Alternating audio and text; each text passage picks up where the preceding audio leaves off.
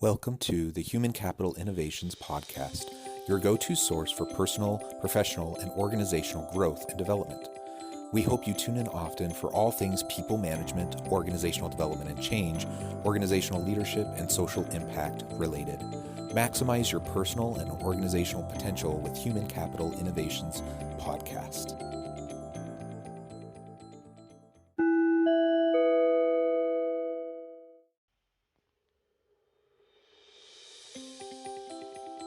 Welcome to the Human Capital Innovations Podcast. In this HCI podcast episode, I talk with Wayne Mullins about leadership and the connection with company culture.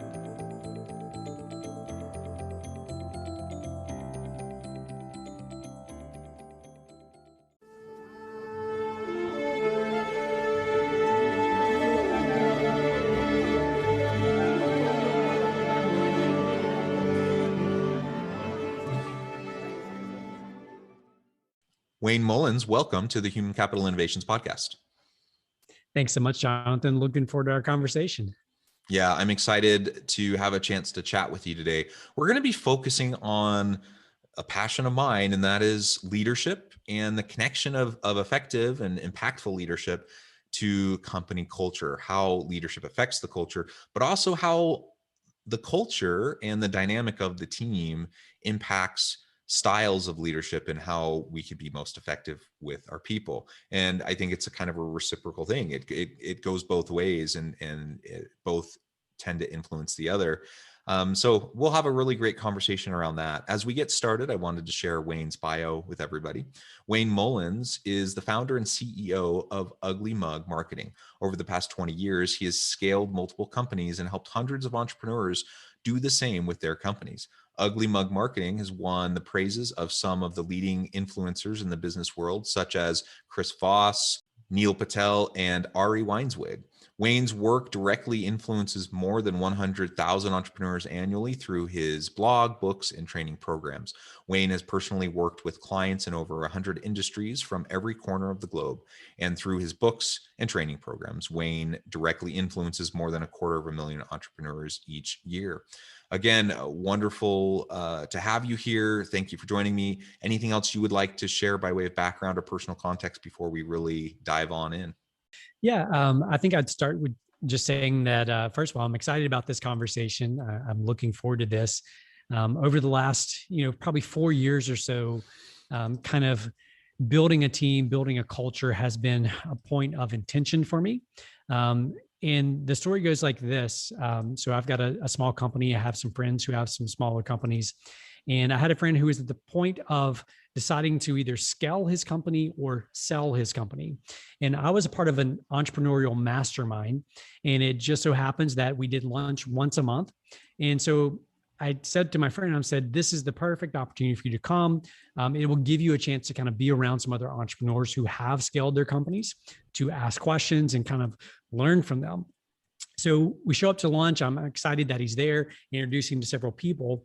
And then every single time we met, there was a topic of conversation, and there was a teaching kind of moment. And then everyone kind of shared their feedback and their experiences.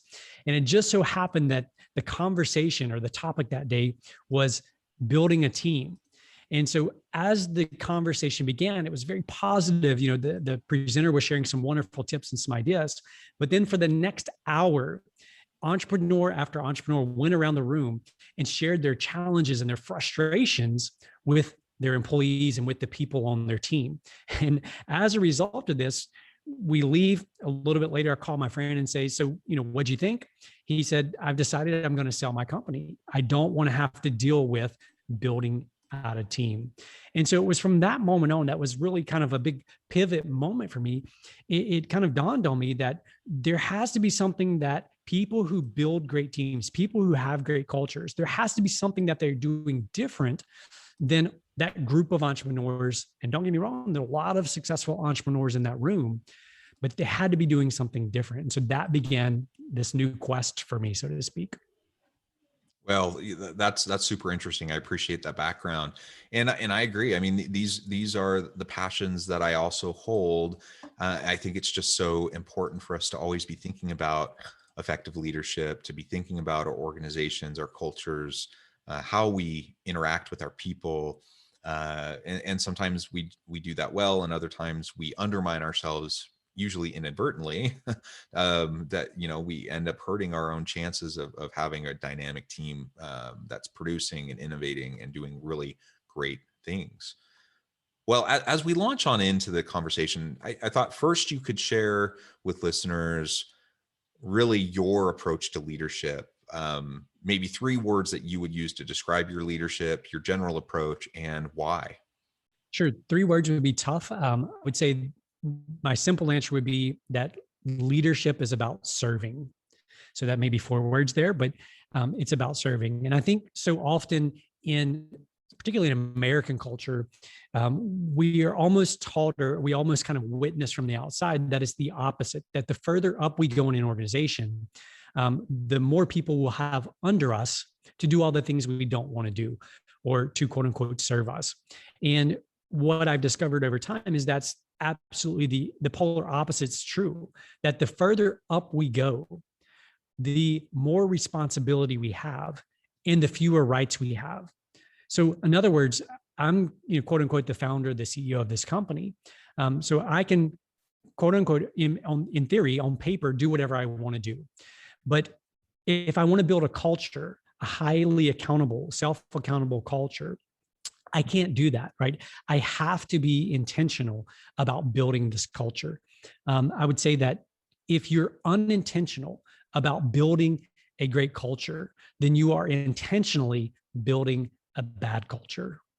I think that's interesting, and it's a good reminder that culture will emerge when you have 2 or more people together, right? When you have people interacting, there will be a culture, and the question isn't whether or not there will be a culture. It is, what kind of a culture do you want to have, and will you allow for just anything to emerge that may be unhealthy, that may be unproductive, or are you going to be really proactive and strategic in shaping and honing and maintaining and perpetuating a really psychologically safe, empowering, healthy culture that ultimately is going to help everyone thrive?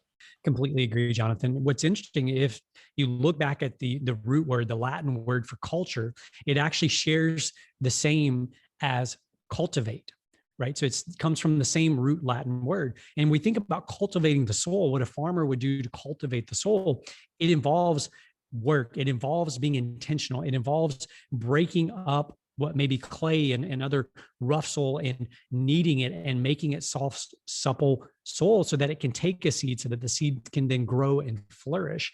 And I think when we think about our culture and we think about our teams and the people that we lead, I think that we often pass culture over as kind of this ethereal, this super soft thing that one day we'll get to culture, right? One day when we have all the money that Google has, or when we have all the money that, name the famous startup who's got the cool napping pods and all these other things, we'll get to culture then. But the reality is all of those things that we often associate with culture. So our great culture, so the kitchen, the fully stocked kitchen, the napping pods, whatever all these things are, those things are actually not necessarily part of the culture. They're often a byproduct of what is intended when they're creating the culture. And I think we can confuse those things. And when we do that, we do ourselves, we do our teams a disservice. Yeah, I think that's wonderful. I love the connection back to the Latin root. I think that's awesome. A great reminder, I think, for all of us as we consider the role of culture and how it connects with our own leadership styles, our own leadership approaches. Maybe you can speak now specifically to some of the things you're doing within your organization to create that kind of a dynamic culture through your leadership style, your approach, and your interactions with your people. Yeah, the first thing I'd say, Jonathan, is that all great leadership starts with the person in the mirror. The person that looks back at us in the mirror every single morning is always going to be the most difficult person we have to lead. But that is where leadership begins. We must first learn to lead ourselves, because if we want to have integrity in our leadership, if we want to have confidence in our leadership, we need to be able to learn to lead that person in the mirror. The second part of that, I think, that when we think about leadership, there's a few just kind of very tactical things or very practical things that help build a great positive culture. And one of those would be the difference between building trust and suspicion. Now, when I say that, most people are like, yeah, that's obvious. We can build trust or we can build suspicion. But what's not obvious is that we have to have these conversations, because just because people by default understand something, they don't necessarily translate that into their daily life. So let me give you a perfect example. When someone becomes a member of your team, there needs to be a conversation around building trust and suspicion. So every time you give your word or I give my word, there's a gap there. And in that gap is the ability to either build trust or suspicion. So Jonathan, if I come in every day to work, and let's say that one of our rules is we show up on time and we're prepared to work, and I'm supposed to be here at 8:00. Well, I roll in at 8:05, 8:10, 8:20, whatever time I want to. I have now created some suspicion, right? So our expectations say we show up on time and ready to work, but yet Wayne's actions aren't living up to that expectation. So I've created suspicion amongst my team that I don't hold those expectations to be that important because I'm violating them myself. And I think often as leaders, if we're not careful, we give ourselves a pass. We give ourselves a pass. We give ourselves the easy route because, and we're all susceptible to this, we judge ourselves based on our intentions, but others judge us based on our actions. I'll say that again because it's so important. We judge ourselves based on our intentions, but others always judge us based on our actions. So I may have great intentions of showing up on time, but a kid may have gotten sick, or there may have been an accident on the interstate on my way here, right? My intentions were to be here on time. I'm judging myself based on that intention. But when I walk into the office and everyone else is already working and it's 8:05, right? I've communicated something completely different. And so, for me, leadership and building a culture begins with us. It begins, again, with that person that we look at in the mirror every day.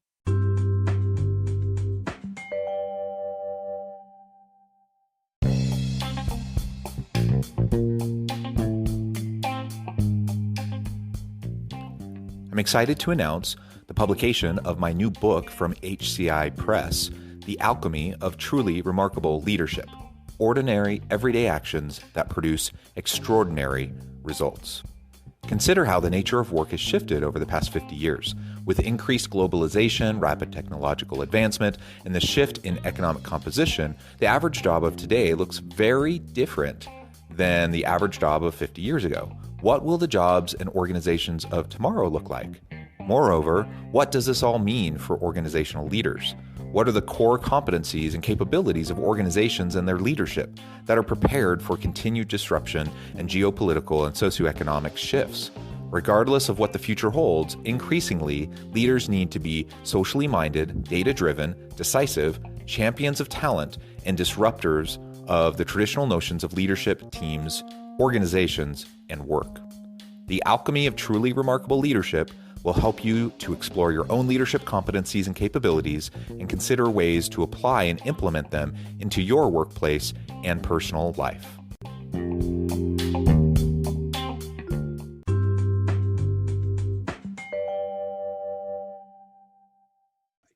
I think that's exactly right. We definitely need to start with ourselves. And if we don't do the hard work of trying to understand our own inner workings and what drives us, what motivates us and why, and learn how to deal with our own kind of stuff going on in our head, our baggage, all the things rattling around up there. If we don't do the self-reflective work and learn how to better manage and lead our own selves and our own lives, I don't know how we can hope to effectively lead other people. Because so much, as you've already mentioned, so much of what leadership is, it's about creating sustainable relationships. And that has to happen as you build mutual accountability and trust between individuals.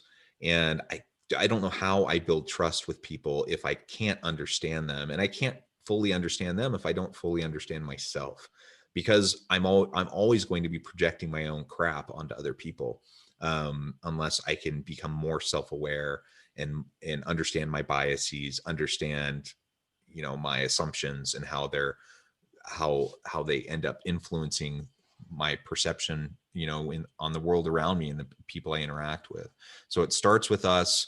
It then has a direct impact on how we interact with those around us. And, people respond to us. So if I approach an individual from a really kind of authoritarian, command control kind of an approach to leadership, and I'm micromanaging, and I kind of start from a place of distrust as opposed to, starting to try to build trust.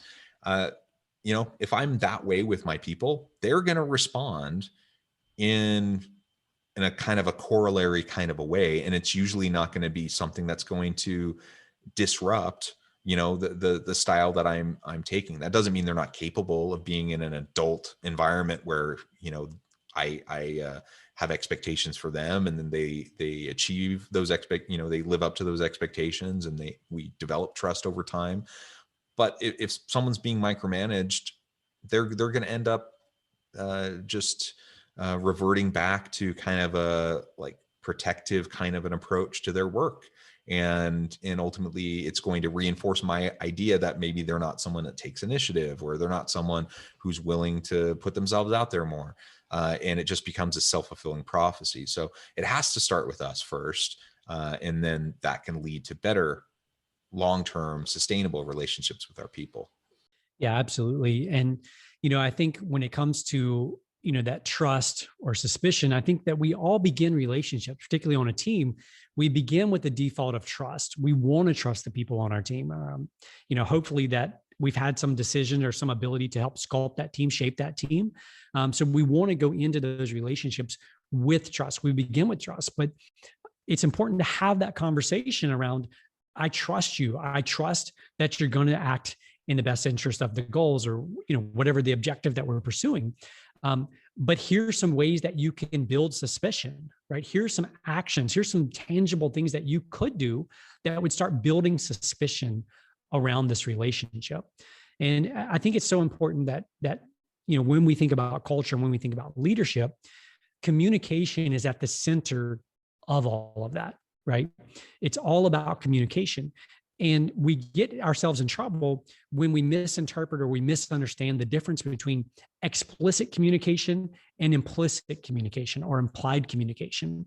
All too often as leaders, I know I'm certainly guilty of this, we believe that we've explicitly explained something.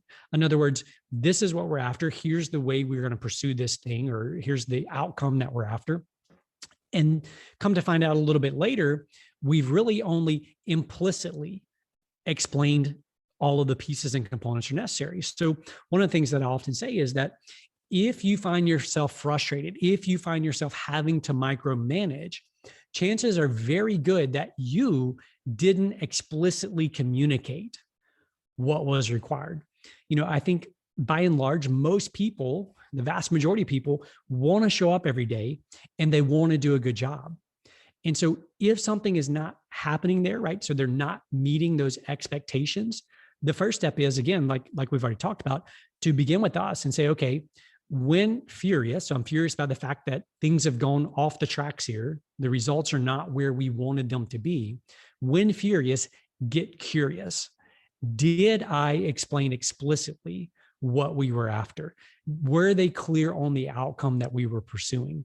And when you learn to analyze your communication through that lens, through the lens of explicit versus implicit, it removes a lot of that frustration. It removes this need to constantly micromanage because we've given them the outcome that we're after. We've set a very clear picture before them. And then we're able to remove ourselves, to get out of the way and let them run towards that progress or towards that direction. Yeah, I love that approach and the framing that you have there. I agree that ultimately, our role as a leader, the number one thing we can do is to try to develop the people around us. Once I'm in a leadership role, it's less about me being able to produce, me being able to, achieve I'm as a leader, I'm not the one that's doing the work, right? As a leader, I'm the one that is overseeing and helping others do the work. I'm the one that's hopefully leaning on the expertise of the team. Um, I might have areas of expertise. I might have come, from a previous role where I was where they are now, and now I oversee them. So I have some technical background to assist in some ways. But largely, the higher up you go in an organization, the less specific expertise and knowledge you have about all the areas that you oversee. And so you have to lean on your people. You have to lean on what they bring to the table, and then you develop them. You empower them. You help them run with their projects, run with what they're doing. And ultimately, they're the ones that are going to produce. They're the ones that are going to make you look good or make you not look good. And that largely is going to be determined on how you interact with them and how you build, relationships of trust and mutual expectations and accountability culture. And psychological safety and all of those different elements, ultimately that's going to drive what's going to happen with your team. And so when I look at organizations, I look at teams that are not effective. Sometimes there is, an individual on the team that's problematic. And so the leader has to go through the work of performance management and discipline. And sometimes you got to get rid of someone or, reconfigure the team. That does happen, but most of the dysfunction that we see in teams, I would say, is not the quote unquote fault of individual team members. It's the fault of the leader, because that's their job. That me as a leader, my job is to help people work together well. And you're going to have people with different backgrounds, different personalities, different worldviews. My job is to help bridge the gaps that might exist between those individuals, to help them learn how to communicate with each other, to understand each other, to trust each other, to work well together. And then they can accomplish some really great things. Yeah, I love all that. And it goes back to kind of creating that soul, right? Cultivating the soul so that it becomes, it's fertile ground for a great culture. It's fertile ground for people to sprout, for people to grow, for people to become leaders themselves. And one of the things that I love to talk about and think about as it relates to leadership is this. Everyone loves the idea or the notion of being a leader or talking about leadership principles and ideas. But in order to be a leader, by default, there has to be a follower, right? I think it was John Maxwell who said that if you think you're leading, but no one's following, you're just going for a walk. And, when we think about following, a great place to start in terms of analyzing your own leadership is to say, who are some people that I love to follow? And I don't mean that like on social media, although you can follow people on social media. What I mean by that is, who is someone that you look up to, someone that you respect in such a way that you either A, currently follow them, or B, you would be willing to follow that person. And then take just a few minutes and list out what are the attributes, what are the characteristics that make this person such a great leader, such a great person that I'm willing to follow them. And that is often a very good litmus test to begin and to kind of analyze our own leadership. Look at those that we respect in leadership positions. What is it about them that we admire? What is it about them we respect? And what are the reasons we are willing to follow them? And then we can take those same things and flip those and begin implementing, working on those things in our own lives. Yes, absolutely. Thank you, Wayne. It has just been a real pleasure talking with you and just picking your brain a little bit and hearing all of your wonderful insights in relation to leadership and culture. I want to be respectful of your time. I notice we're getting close to the end of our time together, but before we close, I wanted to give you a chance to share with listeners how they can get connected with you, find out more about your organization, the work that you're doing, and then give us the final word on the topic for today. Sure, absolutely, Jonathan. So the easiest place for people to find me is just on our website. It's just uglymugmarketing.com. All of our social channels, my email address, phone numbers, all that they can find right there on the website. And as it comes to leadership, kind of a parting thought on leadership and culture would just simply be this, that, it's the little things that over time make the big difference. And to put it more succinctly, it's this: consistency creates miracles. Consistency creates miracles. So it's not about, I think too often in life, we look at great leaders and we think that there was this magical transformation, that they went from average Joe or average Jane to amazing leader, in kind of a short window or a short period. And the reality is, if we step back and really look and we hear their stories, what we'll discover is they took very consistent actions day in and day out to hone and to build their leadership skills. And the same is true with culture.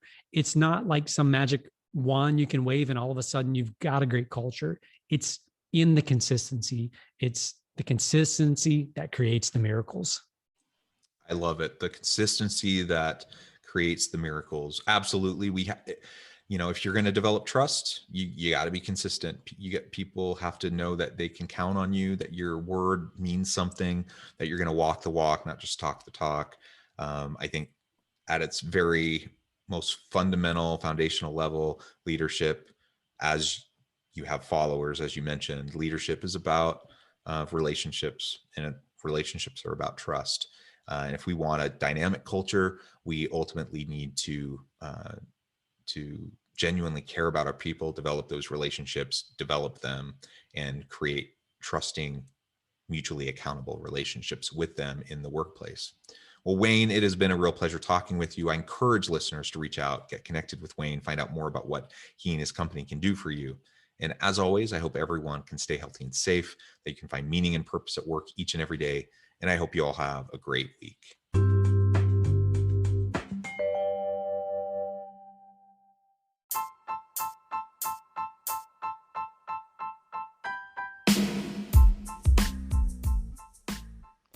We are excited about the launch of HCI's new magazine, Human Capital Leadership.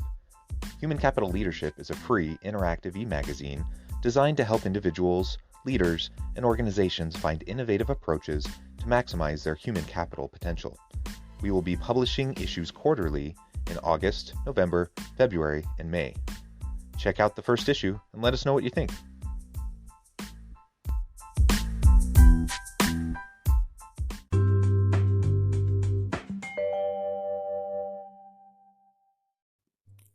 Thanks again for joining us for this episode of the Human Capital Innovations Podcast. I hope you stay healthy and safe and that you have a great week.